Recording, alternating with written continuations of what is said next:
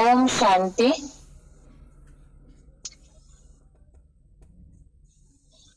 आज के भगवत गीता क्लास में श्लोक नंबर है तीसरे अध्याय का 11वां श्लोक, अध्याय 3, श्लोक नंबर 11। श्लोक है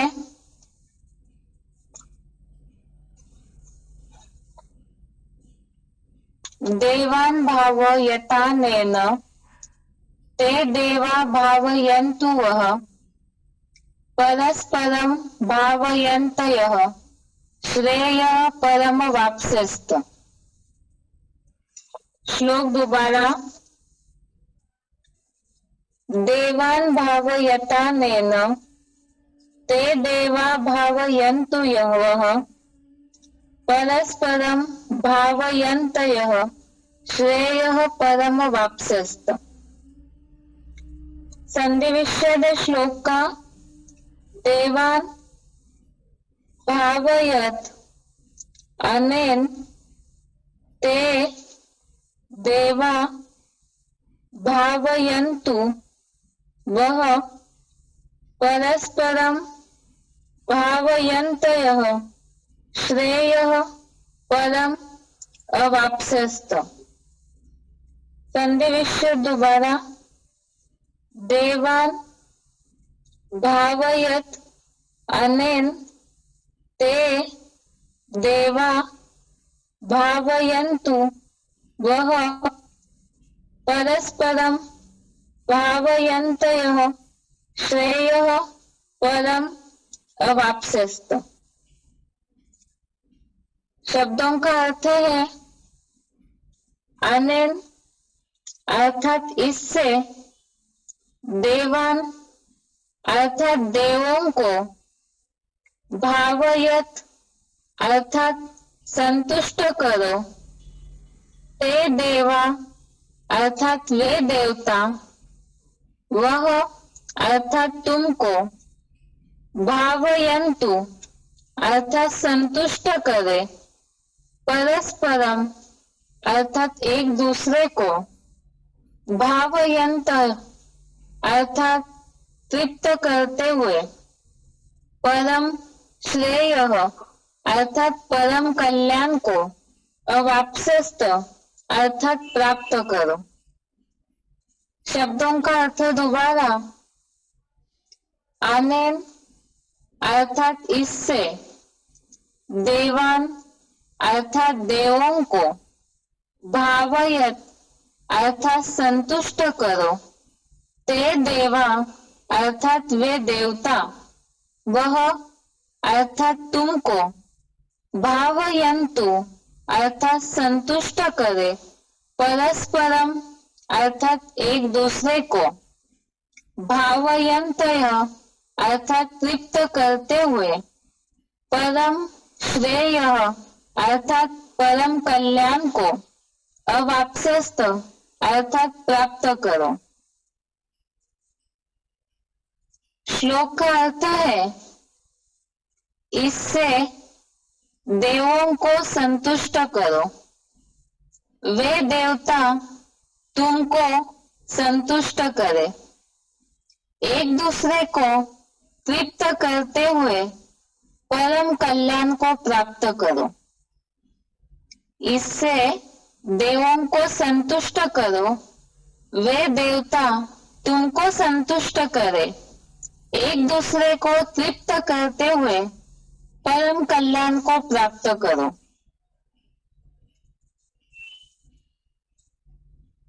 तीसरे अध्याय में जो अभी श्लोक पढ़ रहे हैं हम, इसमें खास तो कर्मों की बात हम समझ रहे हैं, और कर्मों की बात में भी पहले तो भगवान ने अर्जुन को कर्मों का किस लिए आवश्यकता है वो बातें बताई। प्रकृति से सब बंधे हुए हैं, इसीलिए कर्म करना जरूरी है, और साथ साथ ही हठयोगी भी नहीं बनना है, नियत किए हुए कर्मों को करना ही है। इसमें खास बात बताई कर्म करते हुए ही सिद्धि को प्राप्त करने के लिए खास बात भगवान ने अर्जुन को बताई कि मन से इंद्रियों को नियमित करके अनासक्त भाव से कर्म करो। इसके साथ साथ ही ये तो बात बताई कि शरीर निर्वाह के लिए कर्म करना तो जरूरी है, ये बात भगवत गीता में बताई है। इसी से संबंधित जहां हमने सिलेक्टेड पॉइंट समझे, शिव बाबा की बातें समझी, उसमें शिव बाबा ने खास बात बताई है, कर्म तो करना ही है, शरीर निर्वाह के लिए भी कर्म करना जरूरी है, लेकिन ये तो पुरुषार्थियों के ऊपर है कि वो शरीर निर्वाह के लिए आसुरी कर्म करे, लौकिक दुनिया के धंधे धोरी में ही व्यस्त रहे, या तो फिर ईश्वरीय सेवा का कर्म करे, क्योंकि शरीर निर्वाह ही करना है और साथ में भविष्य तो सब जानते हैं। इस हिसाब से भगवत गीता में तो उसकी भी गारंटी दी हुई है, योगक्षेमम वहाम्यहम्। उस आधार से इस दुनिया के तो सारे जो भी धंधा धोरी है, जो 18वें अध्याय में बताया है, इस दुनिया के जो भी कर्म है वो सभी दोष से ढके हुए हैं, और ईश्वरीय सेवा का जो कर्म है उससे इस जन्म में भी खुशी की प्राप्ति और साथ साथ ही भविष्य जन्मों के लिए भी प्राप्ति होती है, आत्मा में और रिकॉर्ड नोंद हो जाता है। फिर भी जो ऐसे नहीं कर रहे पा रहे हैं तो उनके लिए बताया है शरीर निर्वाह के लिए कर्म करना है, लेकिन नियम बताया है मुरलियों में 8 घंटा लौकिक जो धंधा धोरी का शरीर निर्वाह का कर्म है और 8 घंटा ईश्वरीय सेवा के लिए देना है, ताकि भविष्य की प्राप्ति भी आत्मा में नोंद हो। अब इसमें भी खास जो तीसरे अध्याय के 9वें श्लोक से हमने श्लोक समझे हैं, इसमें खास ये बातें बताई है, यज्ञ का ही कर्म करना है, क्योंकि यज्ञ के सिवाय दूसरे जो कर्म है और नरक लोक के कर्म बंधन है। और यज्ञ कर्मों की जहाँ बातें समझ रहे हैं, जो नया भगवत गीता का किताब है उसमें हेडिंग सही दिया हुआ है, 9वें से लेके 16वें श्लोक तक, श्लोक नंबर 9 से श्लोक नंबर 16 तक यज्ञ कर्मों की आवश्यकता क्यों है, ये बातें भगवत गीता में समझाई हुई है। इसमें भी खास ये बातें हमने अभी 9वें और 10वें श्लोक में समझी कि यज्ञ सेवा भी करनी है तो दैहिक आसक्ति छोड़ करके करनी है, और यज्ञ सेवा या यज्ञ की शुरुआत, यज्ञ निर्माण क्यों हुआ, उसके लिए भी हमने समझा कि सृष्टि के आदि काल में ही जहाँ मानसी प्रजा को पैदा किया, उसके साथ साथ ही यज्ञ रचा गया, और उस अविनाशी रुद्र ज्ञान यज्ञ से मानसी प्रजा को प्रजापति ने कहा कि इससे सत्व प्रधान सृष्टि की वृद्धि करो। हमने पॉइंट के साथ साथ इस श्लोक को समझा है। वास्तव में यज्ञ माना क्या है, तो ईश्वरीय ज्ञान ही वास्तव में यज्ञ है, ज्ञान का यज्ञ है, जिसमें ज्ञान और योगाग्नि की लगातार अविनाशी अग्नि जलते रहती है, और इस यज्ञ की बढ़ोतरी करना है, वृद्धि करना है, तो उसके लिए ज्ञान की सेवा करनी है, तभी बढ़ोतरी होगी। अब ये जो मानसी प्रजा तैयार हुई है, इसमें भी तो अलग अलग प्रकार की प्रजा है। इस यज्ञ से ही सबकी इष्ट कामनाओं की पूर्ति होती है, अर्थात अतीन्द्रिय सुख की। वास्तव में जो लौकिक दुनिया के लोग हैं, वो भगवत गीता के इस यज्ञ की बात को, यज्ञ सेवा की बात को तो लौकिक दुनिया के जो यज्ञ है उस हिसाब से लेते हैं, अर्थात भौतिक जो पदार्थों का, भौतिक जो अग्नि है पंच तत्वों की, उसके द्वारा जो ईंटों से बना हुआ यज्ञ रचा जाता है, उस यज्ञ की सेवा करने से प्राप्ति होगी, ऐसे समझा जाता है। लेकिन हमने दूसरे अध्याय में भगवत गीता में इन बातों को समझा है। जिस तरह से भक्ति मार्गीय क्रियाकांड या जो भी ऐसी बातें करते हैं वो सभी वास्तव में बता दिया कि वो बहुत ऐसी दिखावटी बातें तो करते हैं, लेकिन इससे जो प्राप्ति होनी चाहिए वो प्राप्ति नहीं होगी, क्योंकि भक्ति मार्ग तो अल्पकाल की प्राप्ति कराता है और यह अतीन्द्रिय सुख की सदा काल की प्राप्ति करने के लिए ही एक ज्ञान यज्ञ है। इसमें जितनी तन मन धन की आहुति देंगे तो उतना ही इष्ट कामनाओं की पूर्ति होगी। अब इसके साथ साथ ही जैसे एक शर्त बताई, दैहिक आसक्ति छोड़कर ईश्वरीय सेवा का कर्म करना है। यज्ञ सेवा, यज्ञ कर्म ही वास्तव में ईश्वरीय सेवा है। दूसरी बात हमने समझी, सत्व प्रधान सृष्टि की रिद्धि करो, अर्थात ही जितना सात्विक ज्ञान अव्यभिचारी ज्ञान सुनाएंगे निस्वार्थ भावना से, केवल शिवबाबा से जोड़ने की भावना से ही ज्ञान की सेवा करेंगे तो उतना ही सत्व प्रधान सृष्टि की बढ़ोतरी होगी। अब आज के श्लोक में तीसरी बात बताई है कि इस यज्ञ से तो अनेक जुड़े हुए लोग हैं, जो मानसिक प्रजा तैयार हुई। वास्तव में जो मुरलियों में हमने समझा है कि अंत में तो सारी दुनिया को ही इस ज्ञान यज्ञ कुंड में स्वाहा होना है। लेकिन अभी फिलहाल जो भी ऐसे यज्ञ से जुड़े हुए हैं तो उनके भाव से यहाँ बताया कि इससे देवों को संतुष्ट करो, वे देवता तुमको संतुष्ट करे। भगवत गीता के इस श्लोक को तो लौकिक दुनिया वाले ये समझते हैं कि यज्ञ करने से जो आसमान में ऊपर देवताएं हैं स्वर्ग लोक में, वे संतुष्ट हो जाते हैं। लेकिन भौतिक जो अग्नि से यज्ञ किया जाता है तो अग्नि ऊपर कहाँ स्वर्ग तक पहुंचेगी। वास्तव में यहाँ पर देवों को संतुष्ट करो, अर्थात मुरलियों में शिव बाबा ने बोला है जो सत्युग की फर्स्ट जन्म की जनरेशन है वही सत्युग के देवताएं हैं। यहाँ एडवांस कोर्स के आधार से हम इस बात को समझते हैं कि संगम युगी स्वर्ग में जो शरीर वैकुंठ जाते हैं, या जो मुरलियों में शिव बाबा ने बोला है इस नरक की दुनिया के बीच में ही मैं तुम बच्चों को स्वर्ग का वर्षा देता हूँ, तो ऐसे पुरुषोत्तम संगम युग में संगम युगी स्वर्ग को प्राप्त करने वाली जो आत्माएं हैं उनकी कैटेगरी अलग है।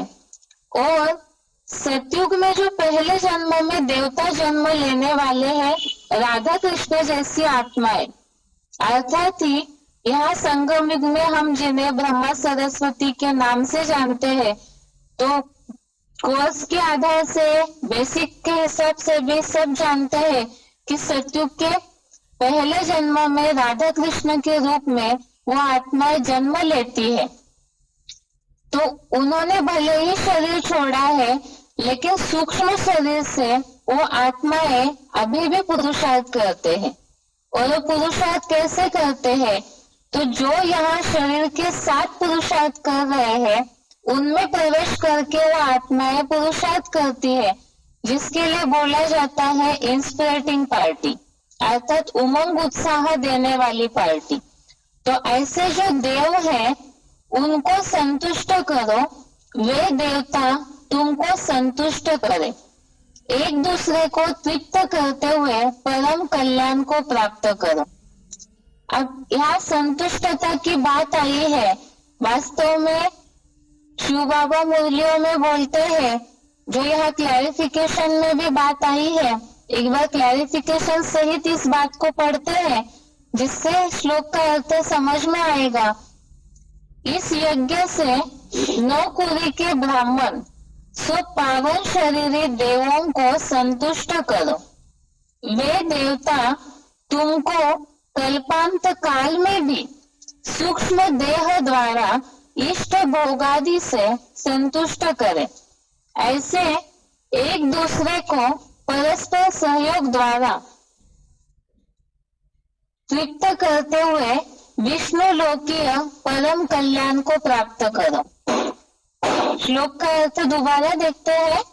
इस यज्ञ से 9 कुरी के ब्राह्मण सो पावन शरीरी देवों को संतुष्ट करो। वे देवता तुमको कल्पांत काल में भी सूक्ष्म देह द्वारा इष्ट भोगादि से संतुष्ट करे।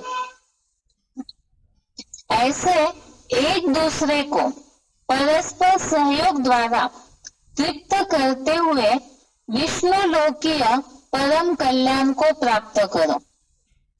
यह विष्णु लोकीय परम कल्याण अर्थात स्वर्ग की बात है। स्वर्ग को ही विष्णु लोक बोला हुआ है, जहाँ सबके स्वभाव संस्कार का मेल होकर के सब आत्मिक स्थिति में टिक जाते हैं और वास्तव में इस दुनिया की परम कल्याण, श्रेष्ठ कल्याण अर्थात सुख शांति की प्राप्ति होना तो स्वर्ग की बात है। इसमें बताया 9 कुरी के ब्राह्मण सो पावन शरीरी देवों को संतुष्ट करो। अर्थात उसमें भी जो अलग अलग जन्म की आत्माएं हैं, आधार मूर्त दुनिया में 9 कुरी के ब्राह्मण है, उसमें खास तो बताया है कल्पांत काल में भी सूक्ष्म देह द्वारा इष्ट भोगादि से संतुष्ट करे। अर्थात यह सूक्ष्म देह, सूक्ष्म शरीर अर्थात इंस्पिरेटिंग पार्टी, उमंग उत्साह देने वाली पार्टी, तो उनके लिए सहयोग देने की बात कहाँ से आई? मूल्यों में शिव बाबा बोलते हैं तमो प्रधान आत्मा कोई भी सेवा नहीं कर सकती है। यहाँ संगम युग में सत्व प्रधान सृष्टि की वृद्धि तो करना है, लेकिन यहाँ तो कलयुगांत में तो सभी तमो प्रधान है। इसीलिए ही शरीर में बंधे हुए होने के कारण या तो यह 500 करोड़ की दुनिया का संकर रंग लगने के कारण जिस तरह से अवस्था ऊंची उठनी चाहिए, जैसा उमंग उत्साह होना चाहिए सेवा में, वो तो ऊपर नीचे होते रहता है। इसीलिए मुरलियों में भी शिव बाबा ने इस बात को बोला है, तमो प्रधान आत्मा सेवा नहीं कर सकती है। तो इंस्पिरेटिंग पार्टी की आत्माएं ही वास्तव में उमंग उत्साह दिला करके सेवा करवाती है।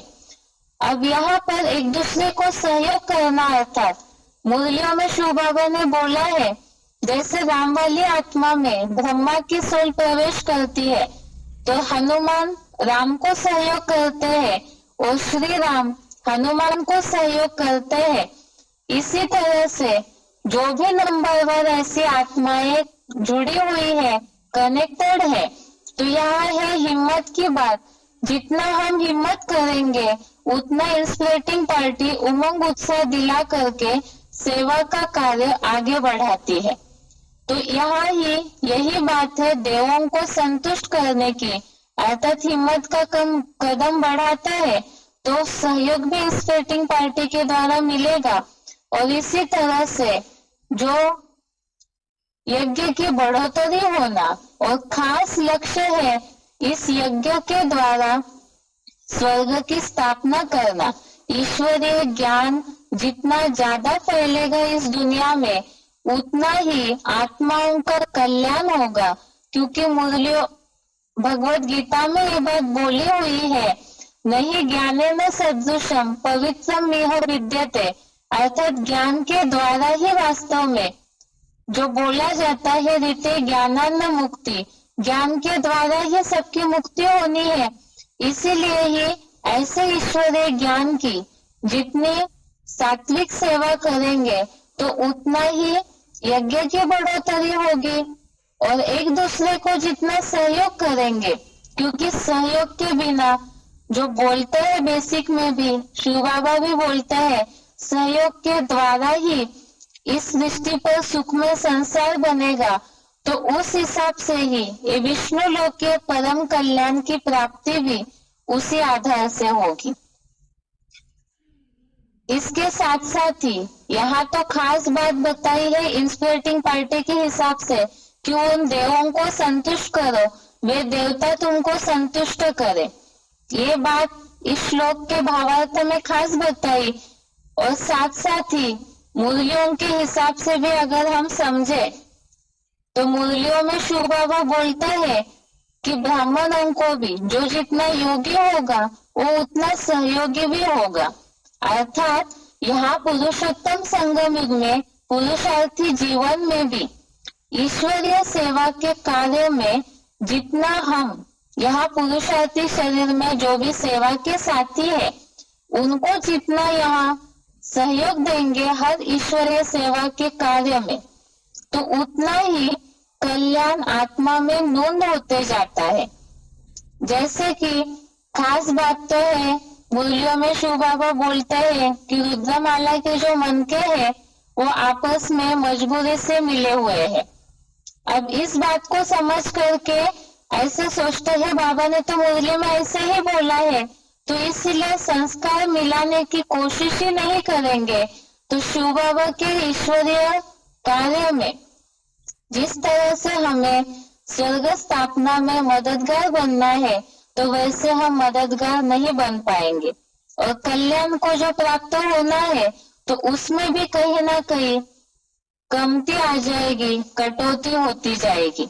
इसीलिए पुरुषार्थी जीवन में भी जो है तो सभी का लक्ष्य यहाँ पुरुषार्थ में देवता बनने का, तो देवता बनने के लक्ष्य में जितना हम एक दूसरे को ईश्वरीय सेवा में सहयोग देंगे, सहयोग देना अर्थात यह तृप्त करना हुआ, और उसी के आधार से परम कल्याण की भी प्राप्ति होगी।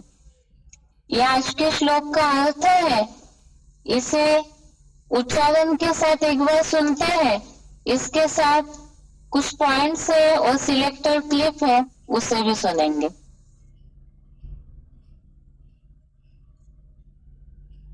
देवान् भावयतानेन ते देवा भावयन्तु परस्परं भावयन्तः श्रेयः परमवाप्स्यताम्। इस यज्ञ से श्रेष्ठ खुदी के ब्राह्मण स्वपावन शरीरी देवों को संतुष्ट करो। वे देवता तुमको कल्पांतकाल में भी सूक्ष्म देह द्वारा इष्ट भोगादि से संतुष्ट करें। ऐसे एक दूसरे को परस्पर सहयोग द्वारा तृप्त करते हुए विष्णुलोकीय परम कल्याण को प्राप्त कर। देवान् भावयतानेन ते देवा भावयन्तु परस्परं भावयन्तः श्रेयः इस यज्ञ से श्रेष्ठ कुरी के ब्राह्मण स्वपावन शरीरी देवों को संतुष्ट करो। वे देवता तुमको कल्पांतकाल में भी सूक्ष्म देह द्वारा इष्ट भोगादि से संतुष्ट करें। ऐसे एक दूसरे को परस्पर सहयोग द्वारा तृप्त करते हुए विष्णुलोकीय परम कल्याण को प्राप्त कर।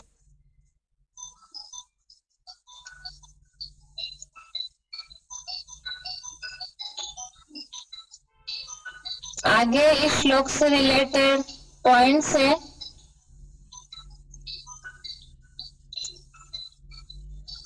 अव्यक्तवाणी का पॉइंट है 15 दिसंबर 79, अव्यक्तवाणी डेट 15 दिसंबर 79। पॉइंट है एक दूसरे को बाप के गुणों का व स्वयं की धारणा के गुणों का सहयोग देते हुए गुणमूर्त बनाना, यह सबसे बड़े से बड़ी सेवा है। पॉइंट दोबारा, एक दूसरे को बाप के गुणों का व स्वयं की धारणा के गुणों का सहयोग देते हुए गुणमूर्त बनाना, यह सबसे बड़े से बड़ी सेवा है। यहाँ बात आई है गुणों के द्वारा सहयोग देने की, धारणाओं के द्वारा सहयोग देने की। दूसरा पॉइंट है अव्यक्तवाणी डेट 1 जनवरी 86, अव्यक्तवाणी डेट 1 जनवरी 86। पॉइंट है शक्तिशाली संकल्प का सहयोग विशेष आज की आवश्यकता है। संकल्प से सहयोग देना इस सेवा को बढ़ाना है। वाणी से शिक्षा देने का समय बीत गया। जितना जो सूक्ष्म चीज होती है वह ज्यादा सफलता दिखाती है। वाणी से संकल्प सूक्ष्म है ना। पॉइंट दोबारा, अव्यक्तवाणी तारीख 1 जनवरी 86। पॉइंट है शक्तिशाली संकल्प का सहयोग विशेष आज की आवश्यकता है। संकल्प से सहयोग देना इस सेवा को बढ़ाना है। वाणी से शिक्षा देने का समय बीत गया। जितना जो सूक्ष्म चीज होती है वह ज्यादा सफलता दिखाती है। वाणी से संकल्प सूक्ष्म है ना। इस पॉइंट में खास बात बताई है संकल्प के द्वारा सहयोग देना। इसमें भी ऐसा होता है पुरुषार्थी जीवन में, जो मुरलियों में भी शिव बाबा ने बोला है कि जो विकल्प का खून बहता है सेवा करते समय, एक दूसरे के प्रति निगेटिविटी आना या एक दूसरे के प्रति कई बार वाचा से भी निगेटिविटी आना, उससे जो वायुमंडल खराब होता है। वास्तव में यहाँ स्वर्ग की स्थापना, कल्याण की स्थापना इस सृष्टि पर तभी होगी वाइब्रेशन जब पावरफुल बनेंगे। और वाइब्रेशन पावरफुल बनाने के लिए सबसे जरूरी है शुभ संकल्पों का सहयोग। इस पॉइंट में भी यही बात बताई है कि शक्तिशाली संकल्प का सहयोग आज की आवश्यकता है। और इसके साथ साथ सूक्ष्म संकल्प का सहयोग जो है वो ज्यादा सफलता दिखाता है। और ये तो हम जानते हैं कि बेसिक फाउंडेशन ही पुरुषार्थी जीवन का है मन की स्थिरता। और उसी के आधार से जितना सहयोगी बनेंगे तो उतना ही परम कल्याण की अवस्था को भी प्राप्त करेंगे। तीसरा पॉइंट है बाप दादा सहयोगी बच्चों को सदा ही साथ देखते हैं। सहयोगी बच्चों को सदा ही सहयोग प्राप्त होता है। श्लोक में जो बात आई है एक दूसरे को परस्पर सहयोग द्वारा तृप्त करते हुए, जैसे मुरलियों में शिव बाबा ये बात बोलते हैं कि अगर हम हिम्मत करते हैं, हिम्मत का एक कदम बढ़ाना यही शिव बाबा के कार्य में सबसे पहला सहयोग है। और जब बच्चे हिम्मत का कदम बढ़ाते हैं ईश्वरीय सेवा में तो उन्हें बाप दादा द्वारा भी उतना ही उमंग उत्साह का भी और साथ में ही सहयोग भी प्राप्त हो जाता है। इस पॉइंट में भी यही बात बताई है। अव्यक्तवाणी की तारीख है 18 जनवरी 84। बाप दादा सहयोगी बच्चों को सदा ही साथ देखते हैं। सहयोगी बच्चों को सदा ही सहयोग प्राप्त होता है। तो जितना शिव बाबा के कार्य में सहयोग देंगे, यहाँ तो बाप दादा की बात आई है, अर्थात दादा तो कई मुरलियों में इंसर्टिंग पार्टी के हिसाब से भी बोला जाता है ब्रह्मा बाबा के लिए। तो यहाँ यज्ञ सेवा के कार्य में जितना सहयोग देंगे तो उतना ही शिव बाबा से भी बाप दादा से भी सहयोग प्राप्त होता है। और जितना सहयोग प्राप्त होगा, जितना हम जो शर्तें बताई है ईश्वरीय सेवा की, पहले तो दैहिक आसक्ति छोड़ना, दूसरा सत्व प्रधान सृष्टि की वृद्धि करना, और तीसरी बात बताई यज्ञ सेवा के कर्मों के लिए आपस में परस्पर सहयोग द्वारा एक दूसरे को संतुष्ट करो। यहाँ इंस्पिरेटिंग पार्टी की भी बात है, जो पहले जनरेशन के देवताएं हैं उन्हें भी संतुष्ट करने की बात आई। और उसके साथ साथ मुरलियों में तो हम सुनते हैं कि ब्राह्मण परिवार में भी आपस में जितना सहयोग देंगे, एक दूसरे को जितना संतुष्ट रखेंगे, आत्मिक स्थिति के द्वारा, शुभ भावना, शुभ कामनाओं के द्वारा, श्रेष्ठ संकल्पों के द्वारा, तो उतना ही जो खास इस यज्ञ सेवा से, ज्ञान यज्ञ से प्राप्ति होती है, अतीन्द्रिय सुख की या परम कल्याण की, तो वो प्राप्ति की अनुभूति होगी। इसके आगे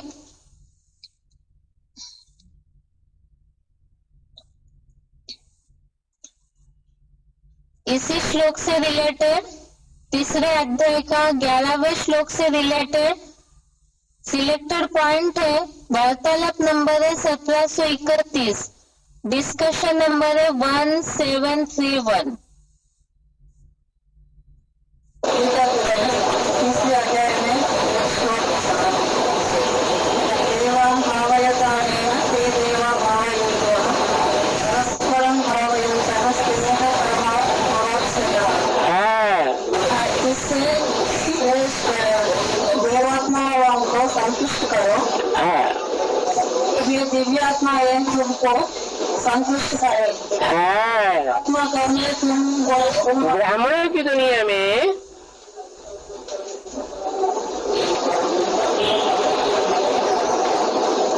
भगवान के बच्चे भगवान भगवती बनने वाले भी हैं। ये है सबसे ऊंची कैटेगरी संगम युग में बनने वालों की। और वो जो भगवान भगवती बनते हैं उनके बच्चे राधा कृष्ण देवताई दुनिया का पहला प्रिंस, और फिर दूसरे देवता भी 16 कला संपूर्ण। वो देवताएं और ये संगम युग में भगवान भगवती।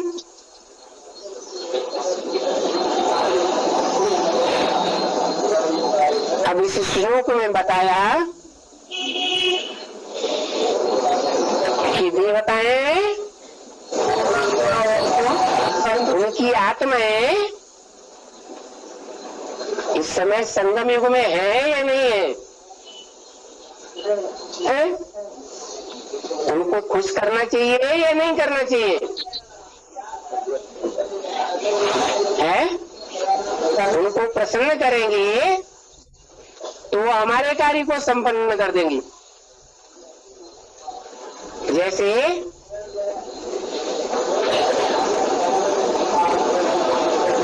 रामायण के अनुसार राम वाली आत्मा हनुमान को प्रसन्न करती है या नहीं करती है? और हनुमान राम को प्रसन्न करता है। तो मेरा काम करो तो मैं तुम्हारा काम कर दूंगा।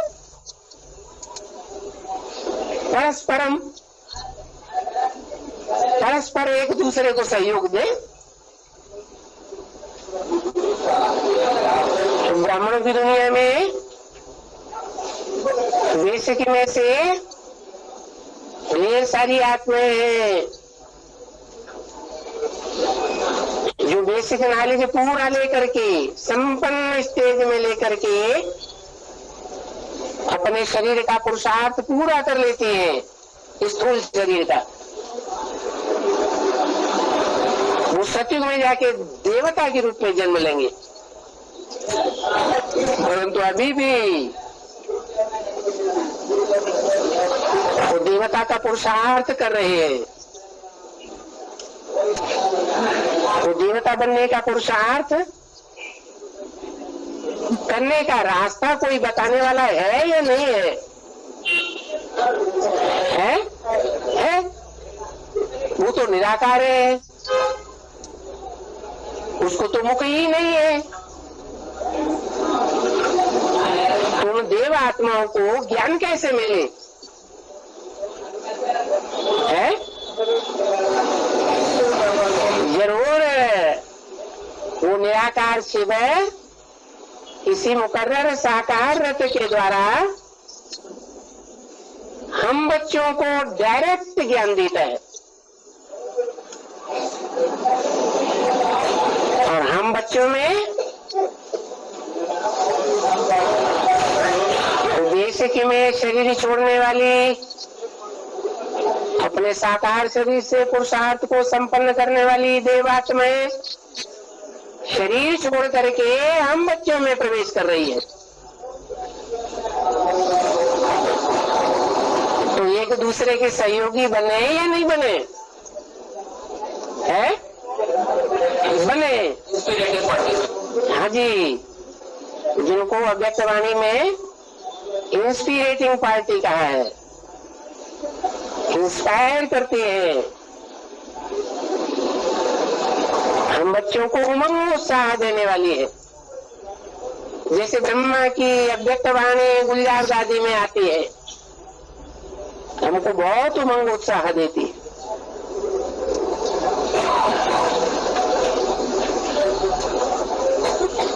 हमारी है प्लानिंग पार्टी, उनके पास नई दुनिया की वो प्लानिंग नहीं है, देवात्माओं के पास।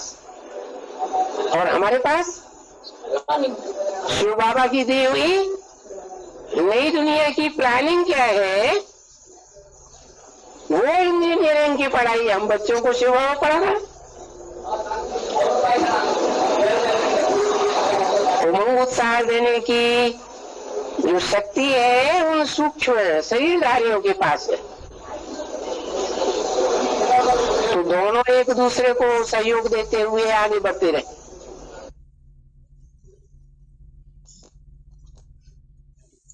आगे का पॉइंट है सिलेक्टेड पॉइंट 298 नंबर का, सिलेक्टेड पॉइंट नंबर 298।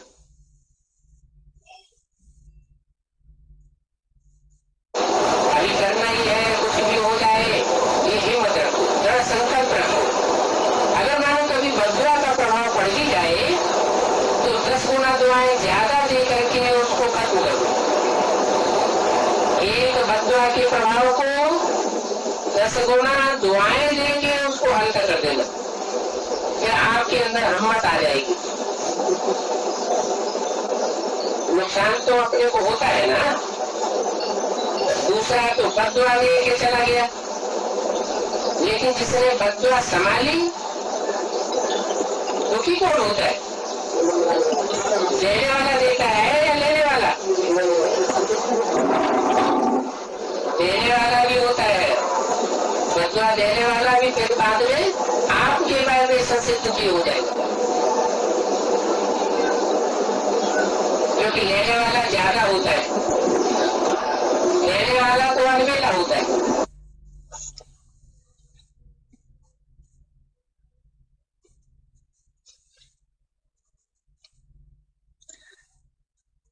अभी तक जैसे हमने सिलेक्टेड पॉइंट समझे दोनों, पहला तो हमने पॉइंट में भी समझा था शक्तिशाली संकल्प के द्वारा सहयोग देना। यहाँ खास बात पॉइंट में अभी के बताइए दुआएं देने की बात। तो दुआएं देना अर्थात संकल्प के द्वारा सहयोग देना, जिससे कि यज्ञ सेवा में कोई विघ्न निर्माण न हो। और पहला जो श्लोक से रिलेटेड पॉइंट था उसमें तो हमने समझा है इंस्पिरेटिंग पार्टी के हिसाब से खास बताया है सहयोग देने की बात, उनको संतुष्ट करने की बात। आगे का सिलेक्टेड पॉइंट है 1255 नंबर का, सिलेक्टेड पॉइंट नंबर 1255। सभी को जब भी मिलो, जिससे भी मिलो, चाहे आपस में मिलो चाहे बाहर की आत्माओं से मिलो, लेकिन जब भी मिलो जिससे भी मिलो उनको संतुष्टता का सहयोग दो। क्या उन आत्माओं को ये भासना है कि इनके मिलने के बाद हमें संतोष आ गया। ये कब होगा? जो खुद संतुष्ट मणि होगा वो दूसरों को भी संतोष दे सकेगा।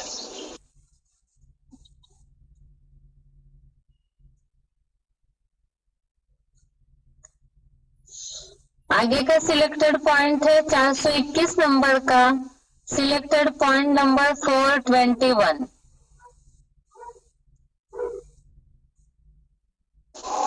सहयोग दे तो सहयोगी बने, ऐसे नहीं होना चाहिए। कोई सहयोग दे या न दे,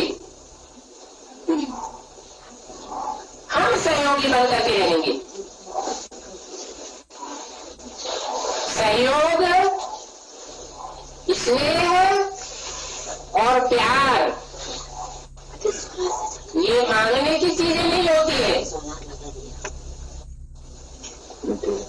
जो स्नेह देता है, प्यार देता है, सहयोग देता है, ये नियम बना हुआ है। जो देता है सो लेता है। इस जन्म में भी लेता है और संगम युग में नूत होती है तो जन्म जन्मांतर भी लेता है।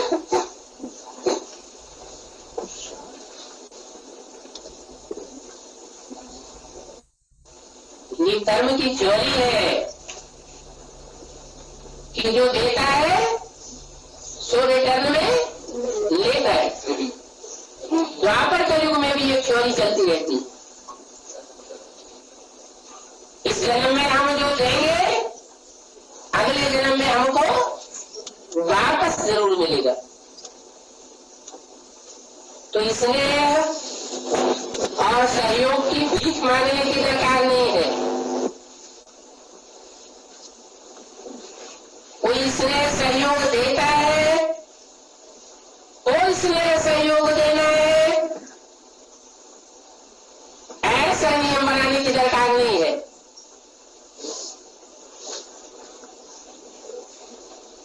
ये कमजोर आत्माओं का काम है।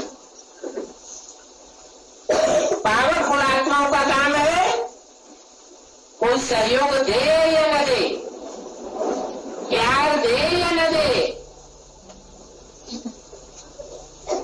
हमें देना है। इसने दे तो उसने ही बने नहीं।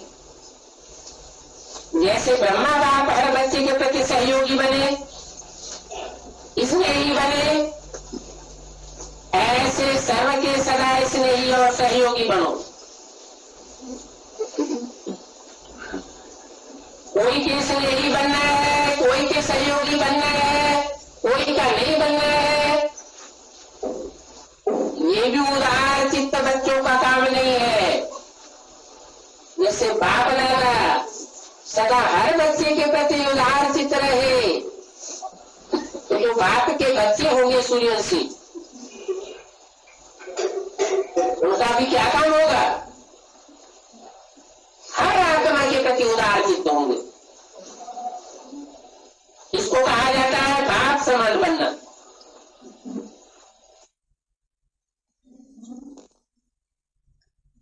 अभी के पॉइंट में खास बात बताई है सहयोग देने की। सहयोग तो मांगने की चीज नहीं है, लेकिन फिर भी यहाँ जितना सहयोगी बनेंगे तो उतना ही जन्म जन्मांतर भी सहयोग प्राप्त होगा। इस तरह से आज का श्लोक हो गया। अभी आगे बेसिक कोर्स बहुत सारे श्लोक ऐसे हैं जो बहुत लंबे हैं जिससे रिलेटेड पॉइंट भी मिल गए। इसीलिए हो सकता है कि बेसिक कोर्स की लिंक में गैप हो रहा है। इसीलिए जो पहले समझा था उसे एक बार शॉर्ट में समझ करके फिर आगे का टॉपिक देखते हैं।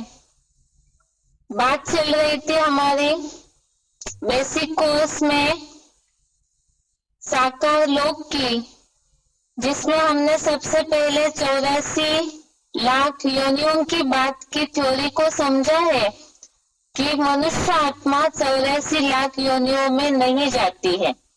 और क्यों नहीं जाती है उसके कारण हमने समझे थे। इसी से लिंक जुड़ा हुआ है कि मनुष्य 84 लाख योनियों में नहीं जाती है आत्माएं, तो फिर ये मान्यता कहाँ से निर्माण हुई कि मनुष्य 84 लाख जन्म लेता है?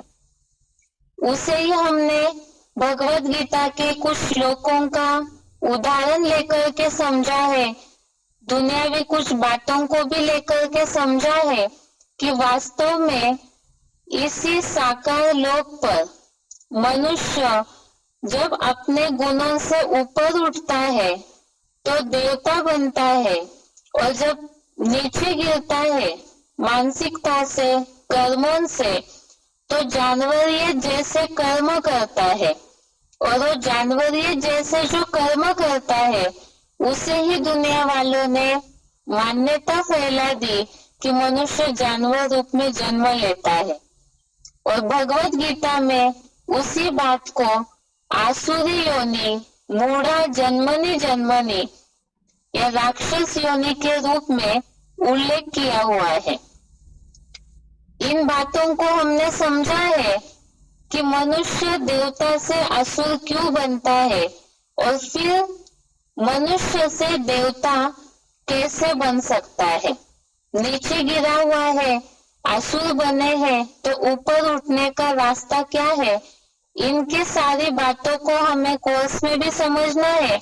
अभी तक हमने इस बात को सिद्ध किया, बेसिक कोर्स में इस बात को श्लोक के आधार से समझा कि देवताओं के लक्षण क्या है और असुरों के लक्षण क्या है।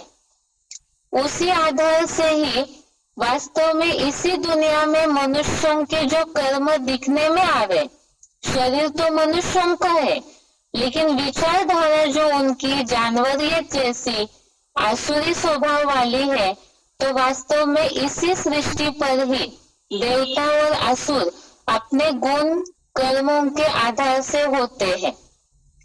इसी प्रकार से इसी सृष्टि पर ही इस प्रकार वास्तव में साइंस की थ्योरी के आधार से भी हमने समझा कि देवता लोग कोई ऊपर नहीं है, क्योंकि ऊपर कहीं भी अन्य ग्रहों पर मनुष्य जीवन संभव ही नहीं है। इसे हमने साइंस की थ्योरी के आधार से समझा है।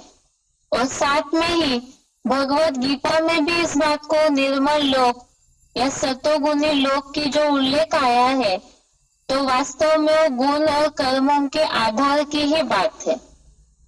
अब इसी से रिलेटेड हमने बेसिक कोर्स में जो लास्ट में समझा है, उन कुछ पॉइंट्स को समझते हैं, पहले पढ़ते हैं, जिससे कि लिंक समझ में आएगी कि अभी हमें समझना क्या है।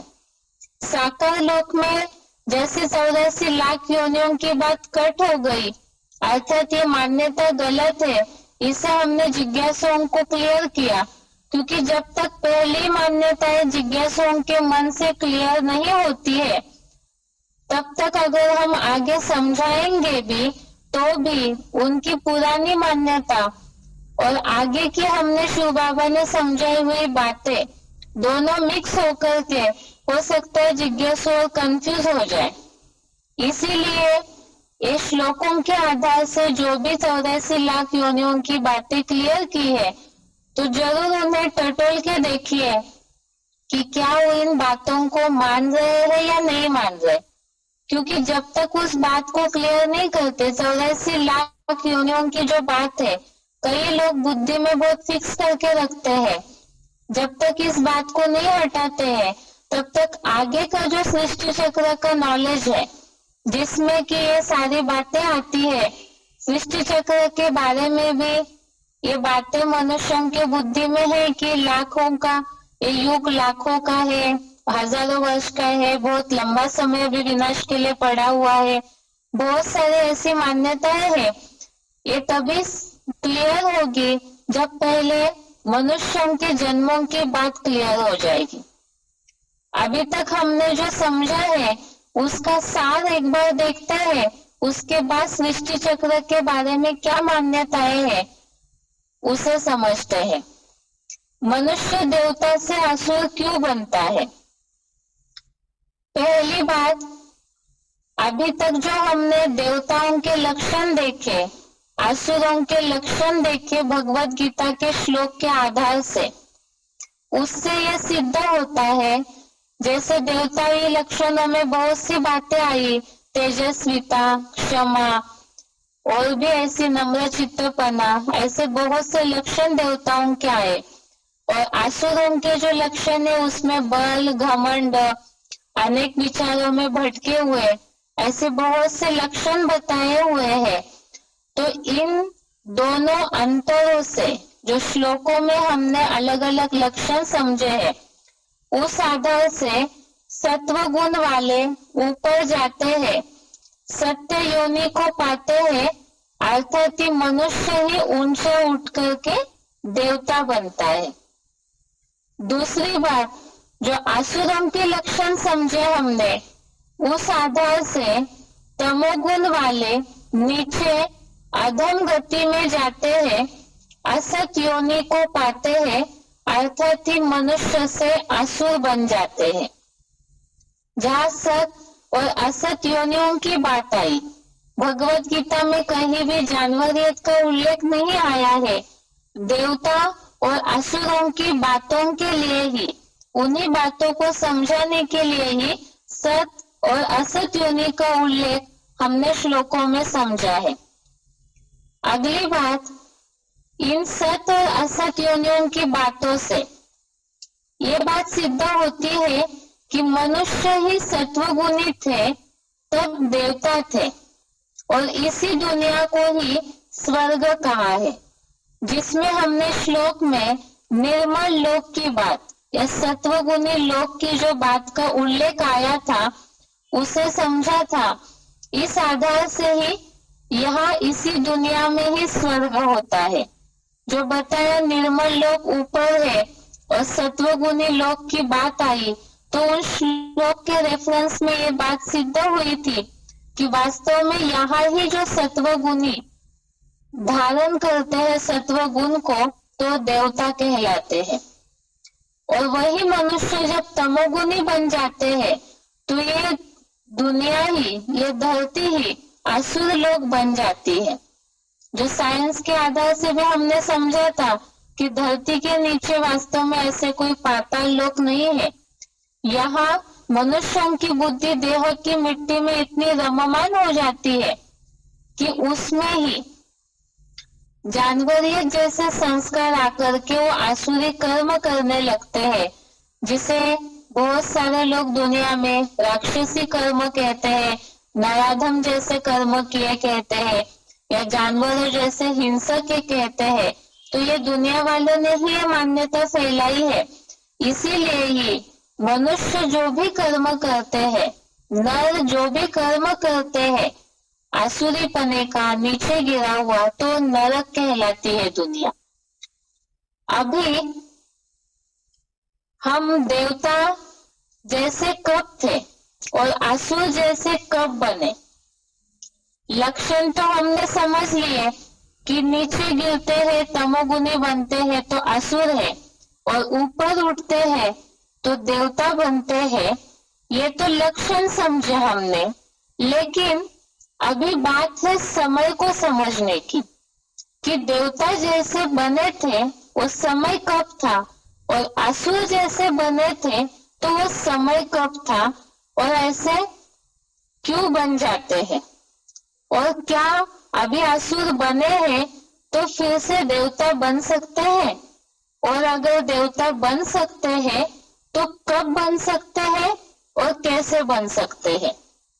इन बातों को समझने के लिए ही ये सृष्टि चक्र, जिसे दुनियावी लोग काल चक्र कहते हैं, जिसे हमने पहले ही, जहाँ साकार लोक की बात आई, मनुष्य लोक की बात आई, वहां ये एक उल्लेख आया था।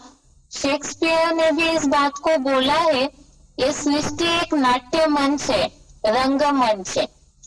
अब यहाँ इस नाट्य मंच पर, इस रंगमंच पर जितनी भी मनुष्य आत्माएं हैं जो अलग अलग पार्ट बजाती है, एक्टर्स है, अलग अलग अपने पार्ट की एक्टिंग करते हैं, तो उन पात्रधारों का, उन एक्टर्स का, वो कर्मों का राज क्या है, उन पात्रों का राज क्या है, और वो जो अलग अलग सीन में पार्ट बजाते हैं इस धरती पर, इस लोक पर, साकार लोक पर, तो वो कैसे कैसे जन्म लेते हैं।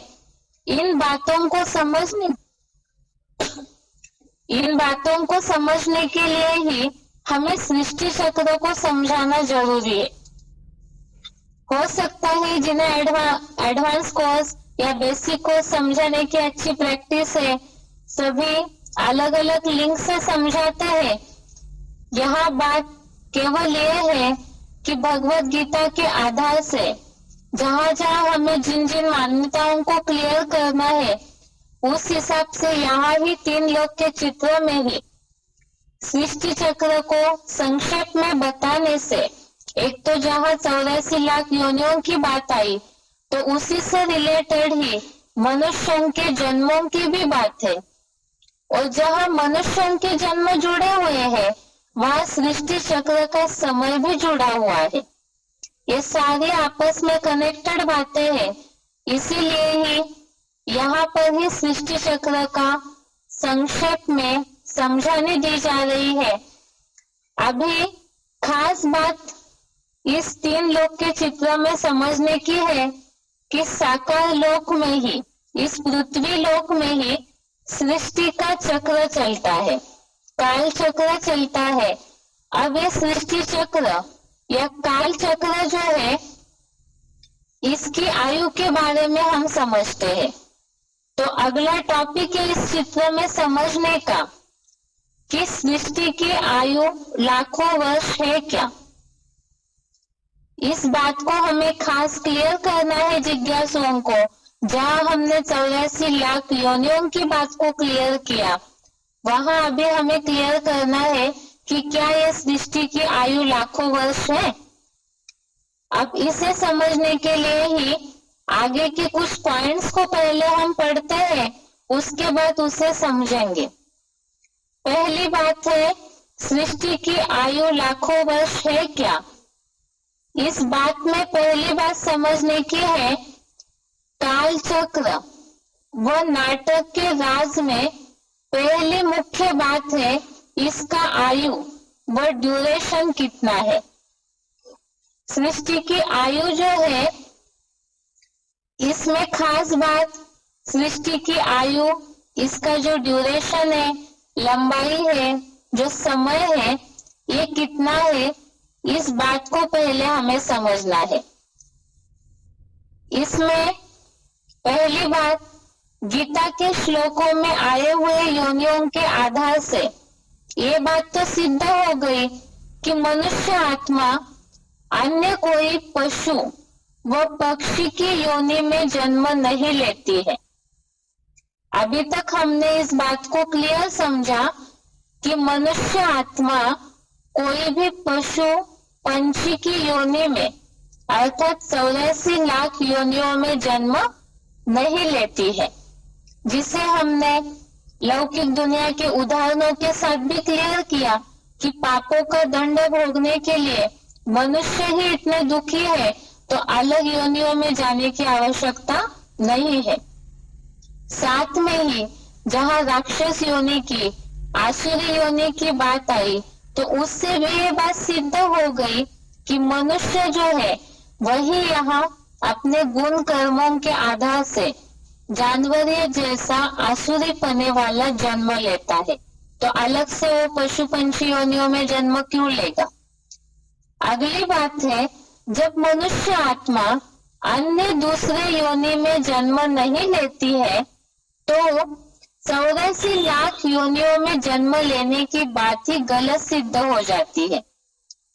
इस बात को भी हमने समझा है कि जब पशु पंछी योनियों में जन्म ही नहीं लेती है तो 84 लाख योनियों की बात ही गलत है, जिससे हमने इस बात को समझा था कि पुरातन जमाने के लोग जो है जिन्होंने भी शास्त्र बनाए, बहुत सारे शास्त्रों में इंटरप्रिटेशन होता गया सात्विक अवस्था के बाद, तो मनुष्य जन्म का कोई हिसाब ही न पूछ पाए, इसीलिए 84 लाख योनियों में डाल दिया। वास्तव में इस बात को हमने समझा है कि इतने लाखों जन्म लेने की मनुष्य को आवश्यकता ही नहीं है, और पशु पंछी योनि की बात भी गलत सिद्ध हो गई।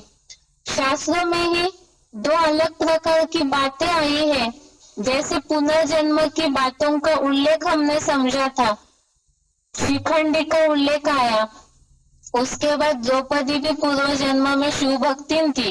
एक तरफ पूर्व जन्म शास्त्रों में मनुष्य के रूप में दिखाया है और दूसरी तरफ 84 लाख योनियों की बात को बोल के जानवर योनियों की बात, इस तरह से परस्पर विरोधी बातें शास्त्रों में बताई है। तो इससे ही हमने जिज्ञासाओं को क्लियर किया कि वास्तव में 84 लाख योनियों में नहीं आते हैं। अगली बात है 84 लाख योनियों में जन्मत की मान्यता के कारण ही मनुष्य आत्मा के लाखों जन्म बताए गए हैं, जिसके कारण ही सृष्टि की आयु भी लाखों वर्ष बताई गई।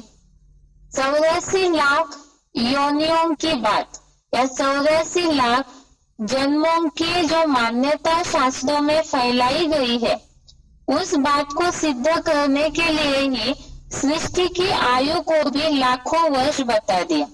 क्योंकि अगर 84 लाख जन्मों में कोई मनुष्य घूमता है आत्मा, तो फिर सृष्टि की आयु भी उतनी होनी चाहिए। ऐसा कैलकुलेशन सेट करके भी कई शास्त्रकारों ने सृष्टि की आयु को लाखों वर्ष बता दिया। अगली बात, इसे तो हम आगे क्लियर करेंगे, यहाँ केवल सृष्टि की आयु लाखों वर्ष है क्या?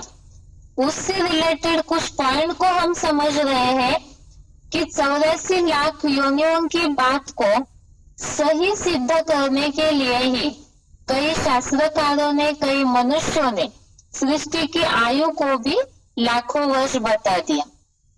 अब जब हमने 84 लाख योनियों की बात को क्लियर किया कि 84 लाख योनियों की बात या 84 लाख जन्म लेने की जो मान्यता है वही गलत सिद्ध हो गई है शास्त्रों की, तो फिर 84 लाख जन्म या सृष्टि की आयु लाखों वर्ष होने की जो मान्यता है वो कैसे सच हो सकती है?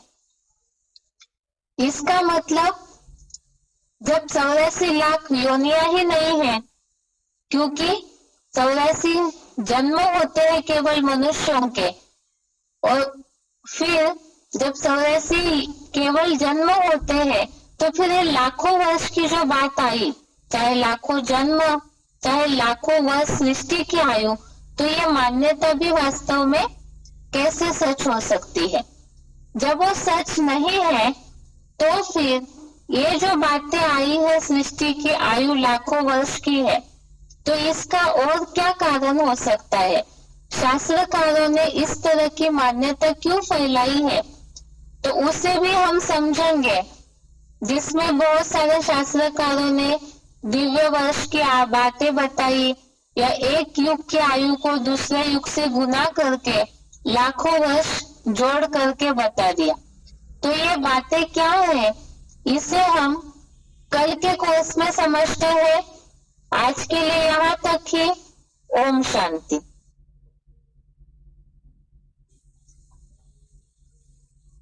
ओम शांति। आज के भगवद गीता क्लास में संडे को जो श्लोक टेस्ट हुआ है उसके प्रश्नों का जवाब समझते हैं पहले।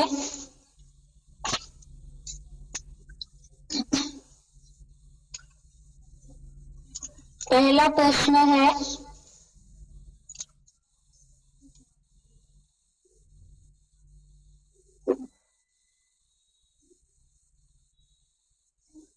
निम्नलिखित प्रश्नों के उत्तर एक या दो वाक्यों में बताएं। इसमें पहला प्रश्न है, कर्म रोकने वालों को मिथ्याचारी क्यों कहा है? कर्म रोकने वालों को मिथ्याचारी क्यों कहा है? इसका जवाब है क्योंकि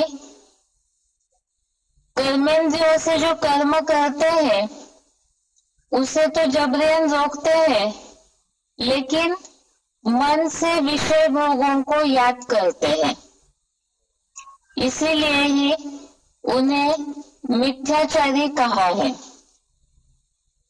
कर्मेंद्रियों से जो कर्म करने हैं उन्हें जबरन रोकते हैं, तो सभी को देखने में तो ऐसे आता है कि ये तो बहुत तपस्वी है, कोई भी कर्म नहीं करते हैं, इंद्रियों पे कंट्रोल है, लेकिन इंद्रियों के जो विषय भोग है उसे मन से याद करते हैं, अर्थात दिखावा कर रहे हैं कि हमने कर्मों को रोका है, लेकिन मन से सारे सुखों को याद करते हैं, इसीलिए उन्हें मिथ्याचारी कहा जाता है, दिखावटी कहा जाता है, या जैसे झूठा आचरण करने वाले हैं ऐसे कहा जाता है।